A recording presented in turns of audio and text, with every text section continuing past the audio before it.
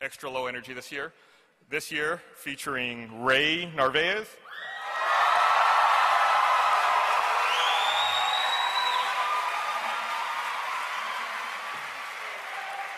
Ashley Jenkins.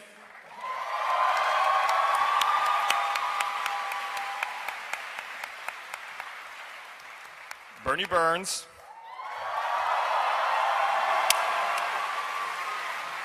And super special last minute show up, Monty Ohm.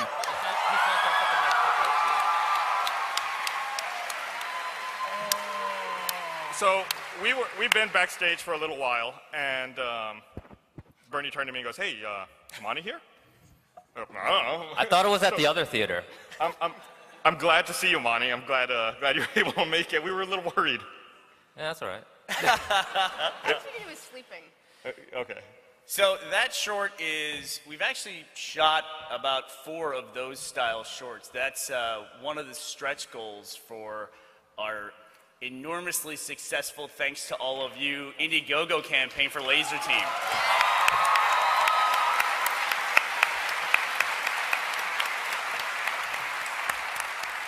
And those are by popular demand. We're making about, I think, 6 or 8 of them. They're just like really run and gun fun little shorts that we shoot in the office in about like 2 or 3 hours, or however long it takes to build a big fake Adam beard, which tastes really gross, I can tell you. So this is my first time seeing that short. I knew that you all had been filming it. I'm really curious, where did you film the interior of Gilby's beard at? In his beard. Did you not see the short? Oh, is that where it was? Yeah, they went in. Oh, okay. Where do we film what? The interior, the beard parts. We built it out of real beard. It took about 5 years. No, it was Kara helped us build it. We actually filmed it. We built like this horrible like fake beard with tacos stuck in it right next to Ashley and Meg's desk. So, you know, it was gross, but free lunch whenever they wanted it. So that was cool.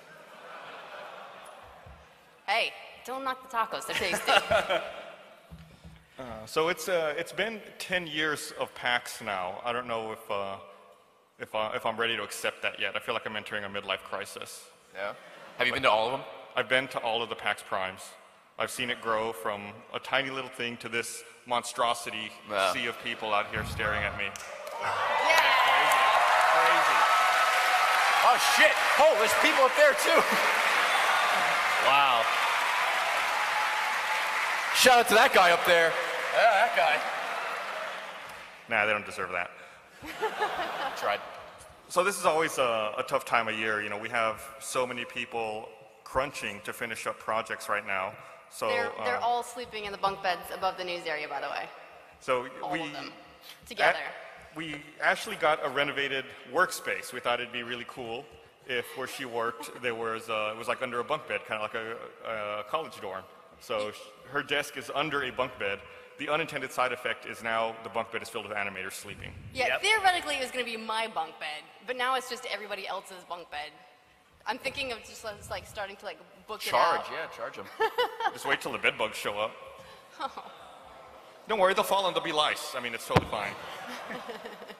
Yeah, but it was tough. Actually, before we left, we pre-recorded a version of the Rooster Teeth podcast because we were going to be here in Seattle during PAX when that podcast was supposed to be airing. So we pre-recorded, and to go around and like try to find people this time of year that were in the office and weren't just enormously consumed with production was pretty goddamn hard. I don't know the last time I've seen Miles out of his pajamas. We brought Miles on. He looks like a fucking zombie right now. You know, and it's like, talk about 10 years of PAX. We've been coming here, like Gus said, since day one. I think the first year, Gus, we brought a bunch of DVDs in a suitcase, and we sold them in the lobby of...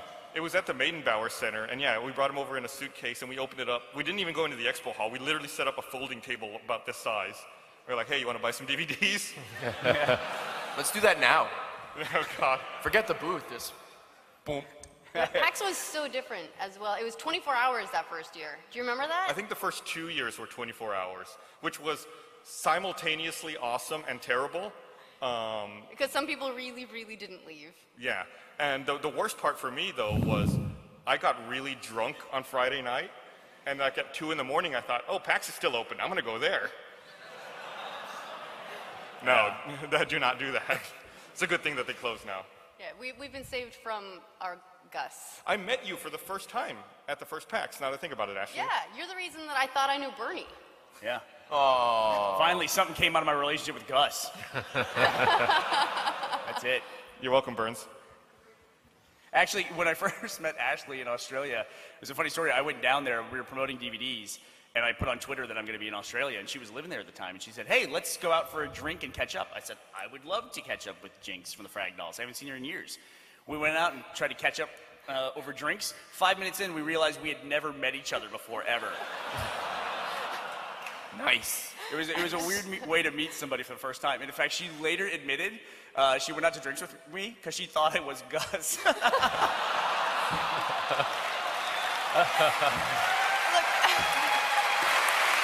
They're both very handsome. Twins, you two. I can't tell the difference sometimes. Look, I can't see all the way up there, all right? But yeah, I remember that first year at PAX at the Maidenbauer Center, if you went by like either 3 in the morning or by about the 3rd day of the convention, a side effect of the hall being open for 24 hours a day was meant that the gaming room, the bring your own console room, was also open 24 hours a day. Wow. As you approached that room, it was like nuclear fallout for stink, basically. To actually get in the room, the wall of stink was so heavy you had to physically lean forward into it to like push your body weight. It was pretty serious. So PAX has gotten a lot bigger and significantly less stinky over the years, which I've always been appreciative of. We've made leaps and bounds in shower technology over the last 10 years. So this year, again, we're on the 6th floor, which is my favorite floor because it's the hardest to get to. Yeah. Luckily, we're in the back of it. And then this year, I don't know why they moved the main hall back out to Benaroya. I like, this hall seems a lot classier. Something about this balcony seating on the side here. Yeah, I don't know. This makes me a little bit uncomfortable. I don't feel classy enough for this. Not me. Like, I'm I classy need. as I fuck. need. I'm meant for this. We're gonna need some top hats immediately. Someone's got a top hat. So we have a couple of other videos that we're going to show later throughout the panel as we're talking. I don't know which are the ones you want me to show, Monty. What? Which of these am I supposed to show? Well, you know, real quick, our panel. It's like really echoing here. I can't hear anything you're saying. What videos are you gonna show? Oh, am I going first? Good. You want to come point at them? Huh? Come here. Come here. Oh, who here saw the most recent episode of Ruby? I did. Yay! Too bad, because we're going to show it again. No, just kidding. But we also got a bit of a tease for not the next episode, but the episode after that, because timing-wise, it didn't really work out too well. There's like a lot of stuff that happens, but we just happened to hit like, oh man, I wish yesterday's episode didn't come out because it would have been really cool to show here first. But I mean, a lot of you haven't seen it, so why not? But there's a little bit. I also brought a little bit extra just to, cause. How long's the episode? The episode should be about 12 minutes, and then the teaser after it should be about like, I don't know, about 30 seconds, maybe a little longer. Okay. You know. Guys, I'll count, let you make the call. 12 minutes seems like a long video for a panel.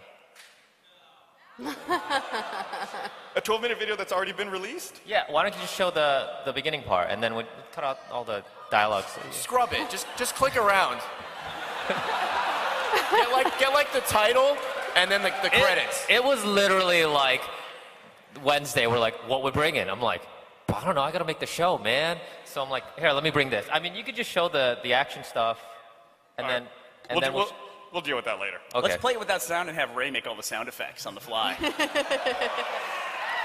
I'll do it.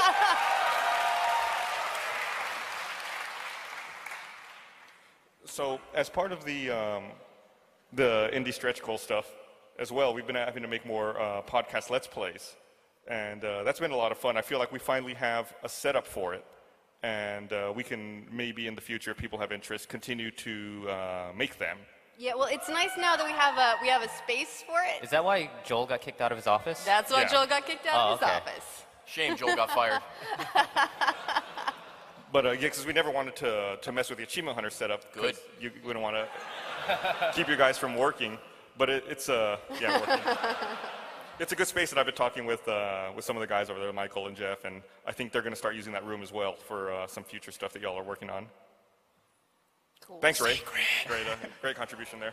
Can I say something about what Joel did when we moved offices? So at the last office, we got pretty tight on quarters, and as a result of that, I stayed pretty mobile. A lot of people did, and we switched spaces a lot. I had an office that when we moved into the 636 studio, the one you've known for like the last 3 years, I spent like 2 weeks like building it out and painting it and making it really nice and buying furniture in there to have a really nice office space. But then after like 4 months, Joel moved into it, and I lost all that stuff because it all just stayed there. Then when we moved to the new office, he took all my stuff and put it in his new office. Then when he moved out of this office, he once again took all my stuff. It's not even in our building anymore. So he's got all my furniture and all my paintings. He's like the shittiest girlfriend you've ever had. Yeah. He left a lot of the like the wall art. I don't know what it is, like dead trees or some shit, which is really depressing shit to put on your office wall, by the way. But he left. It's wallpaper and frames. I'm pretty sure he has a picture of my kids on his desk at this point. That's Which weird. really worries me because it's Joel. He might think they're his kids by this point. So how long have you been working at the office, Ray? It was 2 years, the end of April, so about 2.5 years. You hate it yet? Yeah, every day. Every day? It's awful. It's terrible. What's the Sucks. commute like for you now? What? What's the commute like for you now? Oh, I have Kane drive me, so I don't know. Okay. Half hour, 40 minutes maybe. I love that I you don't have a talk to him. driver. Do you sit in the back seat and call him James? No, I'll sit in the front. We'll engage in conversation for about a minute or two. I'm like, I'm done. You don't make him wear like a chauffeur's hat, nothing? No. It's a wasted opportunity. Ray, I love your hiring story at Rooster Teeth probably better than anyone else's, which is you were making videos for the Community Hunt channel. Yeah, for a couple of years, and then my unemployment right now, I'm like, hey, Jeff, I need a real job or you need to hire me. And he's like, all right, you're hired. I'm like, should have asked that earlier, but I just love It that. worked. It's like, my unemployment is running out. Can I Jeff, not be please. unemployed? I need you. Well, and you've been doing a lot of stuff on Twitch lately, haven't you? Yeah, Twitch is great. Twitch is fun. I've been doing it for about 9 months, just for fun, and yeah, people seem to like it. So if you watched it, thank you, and I'm sorry that you watched me stream. Congratulations on your acquisition, by the way, by Amazon. Thank you. That's really Yeah. nice. We're all very happy for you. And, I'm happy. We'll be sending you some bills. Yeah, all right. No, it'd be cool to see what Rooster Teeth does with streaming. Definitely get more people in there. That was a secret thing Gus was talking about, by the way, with Achievement Hunter. It was. Yeah. Maybe. Surprise. So instead of this mug, you'll see other people hopefully rotating. You know, this is really weird. This is actually, this cross-section here of people on this panel is pretty much representative of one person from every group at Rooster Teeth. You want to go down the line real quick and just talk about like what we're working on and you know what we're going to be working on real quick? Sure. Is that okay with you? Well, like you guys saw the shorts, and Gus was talking about the podcast Let's Plays. We're actually pacing out all of the stretch goals we hit for Laser Team. And if you're not familiar with what that is, Rooster Teeth crowdfunded this last summer our first ever feature film, which is called Laser Team. It's a sci-fi comedy. You can find all about it on the Indiegogo page if you want to read about the plot and all that. But we're in the middle of that. We've been doing location scouting for Laser Team. We've been doing casting. We have a part in particular that is written for someone who would be a more household name. Even though we're very proud of our success at Rooster Teeth, we recognize that not everybody in America is familiar with our talent. Yet. So we wrote some parts that would be better fits, and so we sent off all that casting stuff. It's been fun. It's been a really different kind of process for anything else we've done at Rooster Teeth, and we're hoping to put that movie out late spring, early summer of next year. So that's the main thing that I'm working on these days. The animation department's pretty much wrapping up Ruby. Our Ruby is kind of in Miles' boat at this moment, but yeah, we're both kind of wrapping up. We just did commentaries for Ruby yesterday. Yeah, that was yesterday. And It's all one continuous day. I'm gonna just get started straight up on Ruby Season 3 right afterwards, but I also I'm gonna help out with some of the previs for Laser Team, especially when it comes to like some of the choreography stuff. The game stuff, yeah, that's in the works. We'll figure that out. And more Can we things. do a let's play of that game? Yeah, sure. All right. Just making sure. So did you just confirm Ruby Volume 3? Yeah.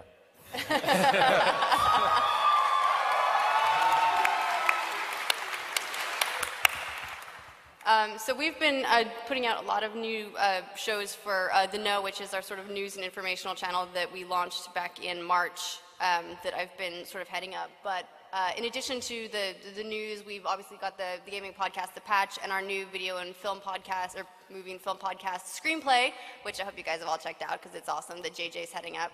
But we've also had a couple of recent opportunities to go and do like in-studio visits with game developers and actually like take our own gameplay and share our impressions and sort of like what we learned and what our experience was. So the first one of those went up for Shadow of Mordor this morning, and then we've got a couple others from a studio visit we did to 2K last week that are going up, I think, next week. So those are really cool, and we're also getting ready to launch the Know-It-All, which is going to be sort of what RT News was to the Rooster Teeth channel, except once a week, just going over all the news that's happened in like pretty much the entire week.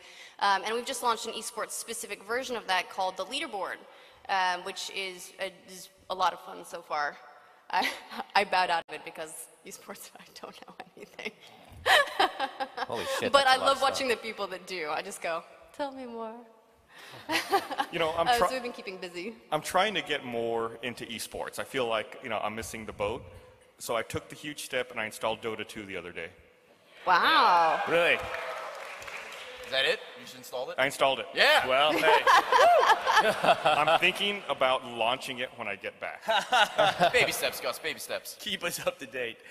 So you know it's a great way, if you want to get into esports, Ray and I were talking about this on the way to the airport in Austin, is I was one of those people that never really got into esports until on Steam I saw a movie called Free to Play. Oh, yeah. Which is, if you're kind of interested in the esports phenomenon, but it really hasn't grabbed hold of you, you should definitely check it out. Have you seen it, Gus? Yeah, it's great. Yeah, it's awesome. It's on YouTube, isn't it? It is on YouTube as well, I think. It's distributed pretty much Everywhere. everywhere.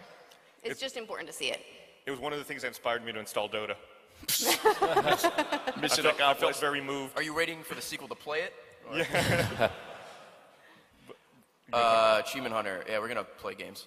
There you go. I mean, Jeff keeps talking about a show called Grab Bag that'll come out in 2017 probably. I think we're doing 2 things to do's now, and I think Jeff wants to have 2 Minecraft Let's Plays a week, one in PC and one in 360. So I'm probably gonna off myself sometime next month. And but besides that, just putting out Let's Plays at least 1 a day, and that's pretty much it. I think Kanan has some new ideas for some shows, but he's a troll master, so who knows. But yeah, that's it. Just more of the same shit. How are your new guys working out? What's up? How are your new guys working out? Oh, Jeremy and Matt, they're great. They're all the Let's Builds went to them. People got very mad, but deal with it.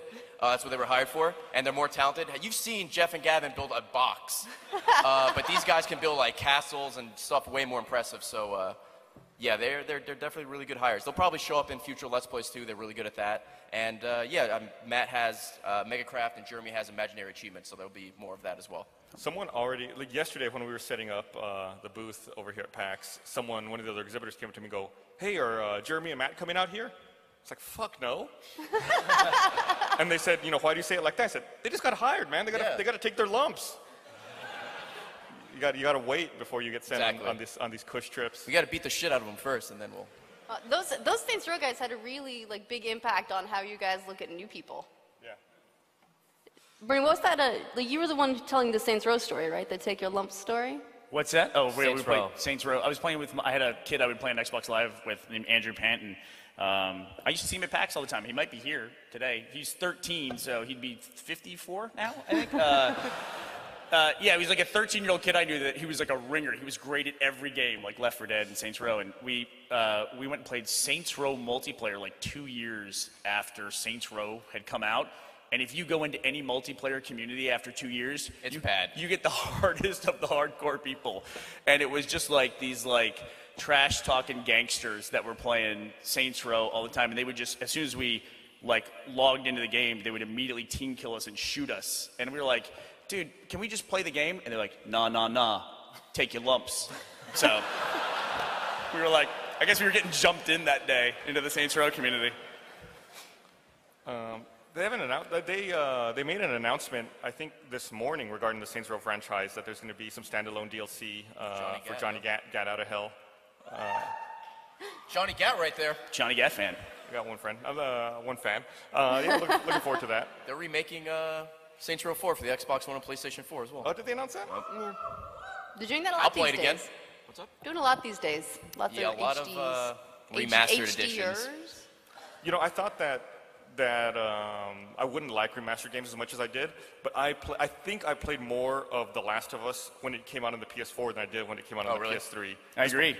And so I'm really looking forward to a lot of other remastered games, like the Master Chief Collection's coming out later this year. There's an Achievement Hunter Let's Play coming out with you in it when we're playing The Last of Us. The Last of Gus, believe it or not, is what we called it. And man, you guys are rough.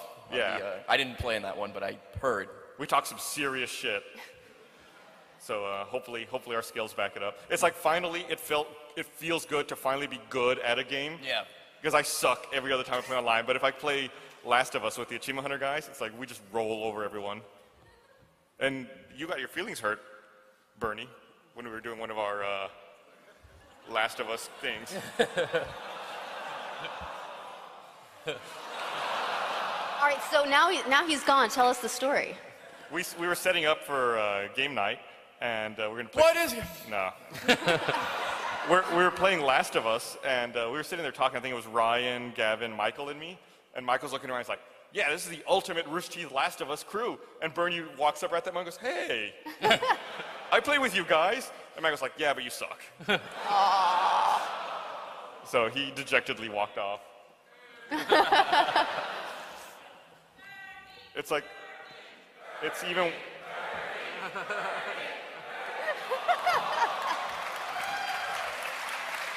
Even worse than being like the last person picked on the playground is being the person who's like, people are happy to exclude. Oh, yeah. I got a heavy dose of that day. Yeah. But fuck, you guys replaced me with Ryan. I guess a bitch anyway. Do you want to show one of these other things? What's that? Do you want to show one of these other things? Yeah, you run the video. I'll let you pace this however you want to.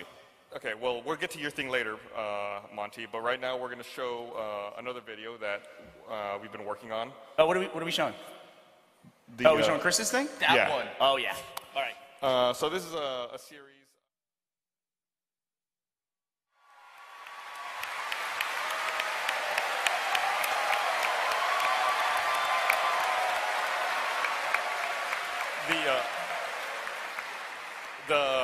The most interesting thing about that to me was that about a month before they filmed that, Chris had bought that body bag off of Amazon, I think.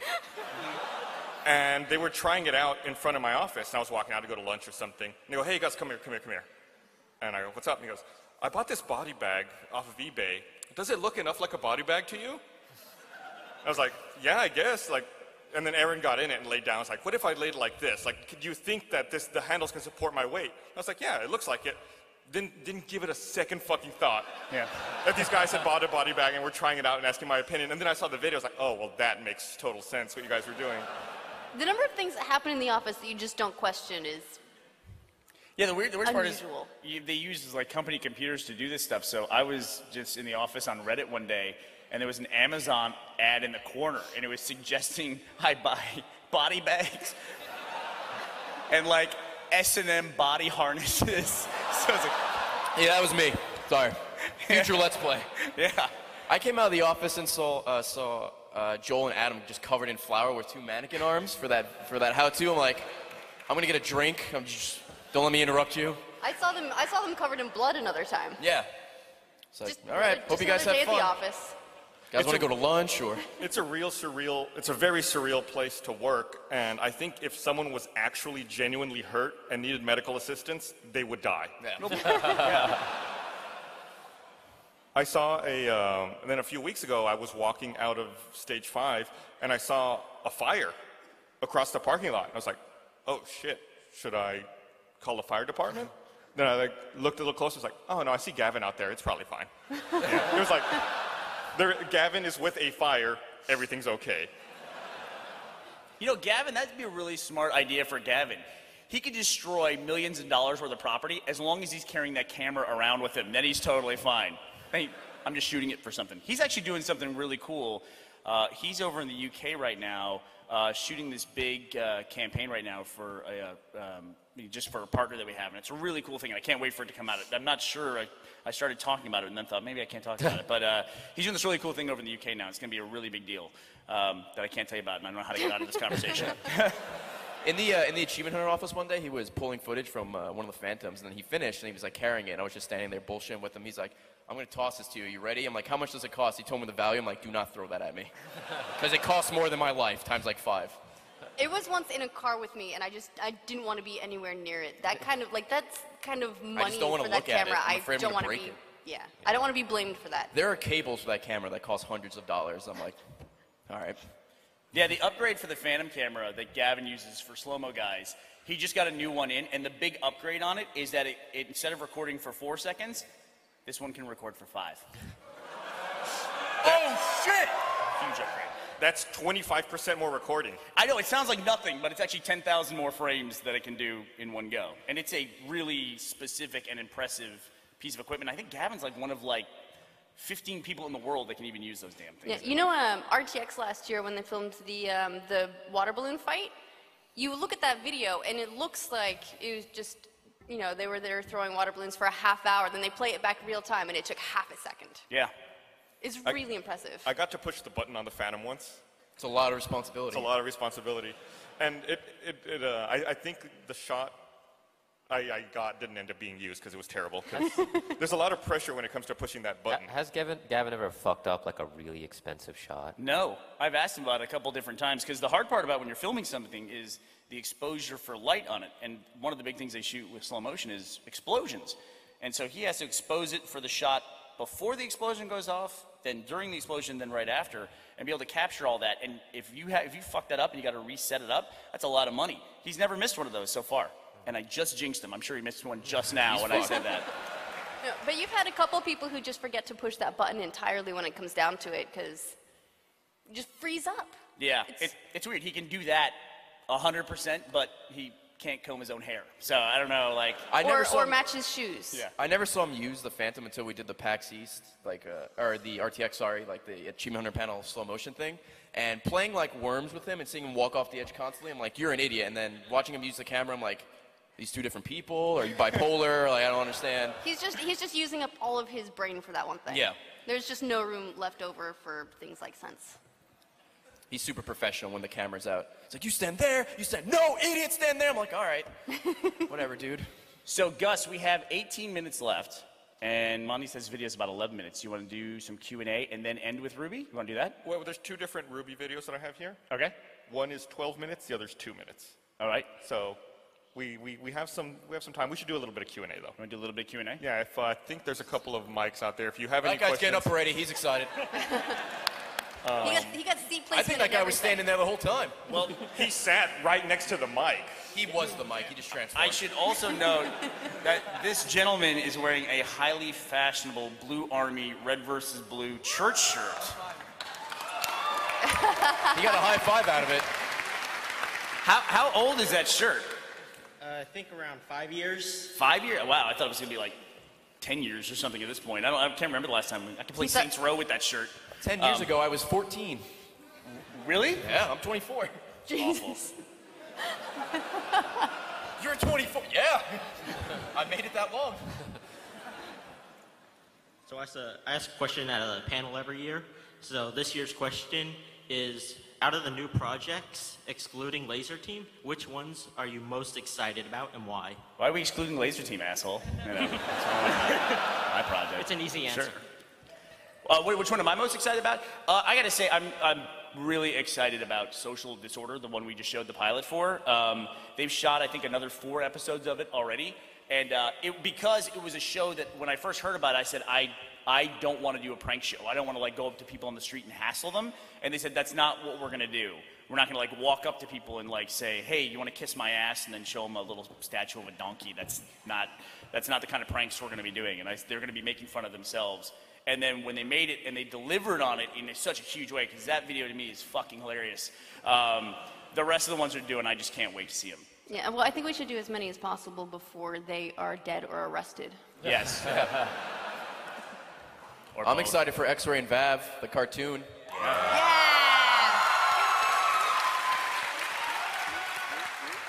I voiced X-Ray. Believe it or not. Yeah. Why? I don't know. All right, next. Oh, okay. I was just, well, since he didn't want to talk about Laser Team, I will. So I was just curious a bit about Laser Team. Like, what would you say the main influences were on the project? Because when I read the description, I kind of got a Ghostbusters meets X-Files or Aliens kind of vibe. I don't know. I would say Ghostbusters. Today's actually the 30th anniversary of Ghostbusters, so it's interesting. Yeah, and but yeah, Ghostbusters was definitely a big influence because, I mean, if you go back all the way to the history of the first shows we made at Rooster Teeth, we like the idea of idiots in extraordinary situations, and we have a lot of idiots in our office to cast from. So, the main thing was the premise of it. And you go online and look at it. We wanted to be clear that it wasn't supposed to be like a superhero parody. That it's a sci-fi comedy. That's kind of living in that world, but no one would come out of Ghostbusters and say they just went and saw a parody of a horror film. Like, that's not what Ghostbusters was. It was a comedy that just was like a horror comedy in a weird way, a supernatural comedy.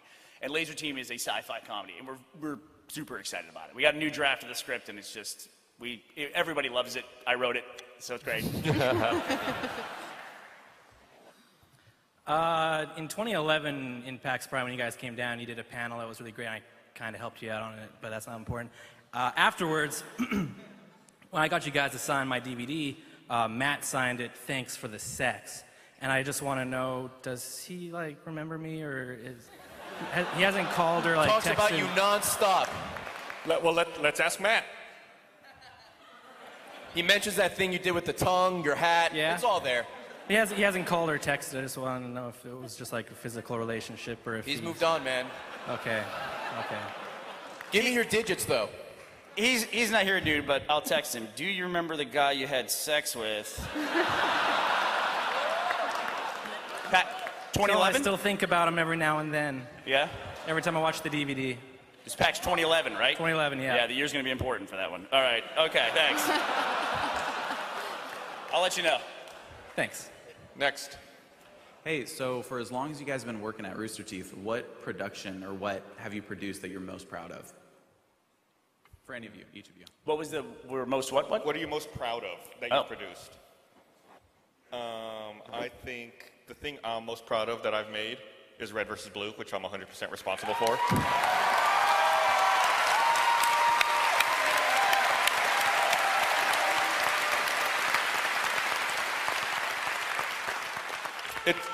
It's amazing how many productions we have now that all started because of this one series and this one show that we sat down to make all those years ago. You sat down to make. Yeah, that I did, and then I invited Bernie along. You're lucky you got that job. Working with Gus? Yeah, the audition went well. It was tight. It's a tough interview. How about you guys? Anybody else? X-Ray and Vav, it's a 2-year-old joke from an achievement guide that Gavin and I made because he said his name wrong. And now it's, we have cosplayers, and there's going to be an animated, right there, only them. And now it's going to be an animated thing from a really, really dumb joke. So it's pretty surreal. Yeah, I've only been at Rooster Teeth for a year working on the news, but seeing where it's gone from the first episode we did exactly a year ago, it was the first day of PAX last year. Happy birthday. Happy birthday, the no, sort of. Just seeing like how it's been able to expand to its own channel and add like a whole bunch of new content to it. I'm really proud of that. It's something that I've had a lot of fun doing for the last year. And it's also the production I work on, so it's the one I'm most proud of. Oh, yeah, Ruby, you know. Yeah. Dead Fantasy. Yes. No. Yes. I liked Gus as a frag dude. That was my personal favorite thing ever. So, if we're going to show these videos, we should probably get started on them. Okay. One more question? One more question, and then we got some videos to show. Okay. I'm so honored. Last question. That's amazing. Don't fuck it up. Yeah, better be good. Ray, why'd you put the pressure on me? No, I was just wondering, do you guys have any really memorable off-screen moments, specifically in the new office over the last little bit? Memorable off-screen moments. Well, catching all those people having sex was weird. Let's Play. It's coming out soon. There was... we have a whiteboard in the Achievement Hunter office, and Jeff, one day, just decided to take all of the markers, and he kind of like just put them on the floor, and we have a golf club that the Rockstar guys gave us, so he aimed it at Ryan's desk, and Ryan's like, absolutely not. So then he aimed it at Jack's desk, and he took a full swing, and there's markers and plastic everywhere exploded. Jack wasn't there, so he didn't give a shit. But just, Jeff's like, I'm gonna break all these markers. I'm like, go for it. And then he did. I'm like, you're not gonna clean that up? He's like, absolutely not. I'm like, all right. And then we just went back to work. Yeah. Good. That sounds like harassment of Jack. He wasn't at the office. He Stop the couldn't bullying. say no. Yeah. All right. One last thing real quick. Will you guys be available for pictures after the panel? We'll be at our booth all weekend, booth 6508 on the 6th floor. Sounds we great. gotta change Thanks, the guys.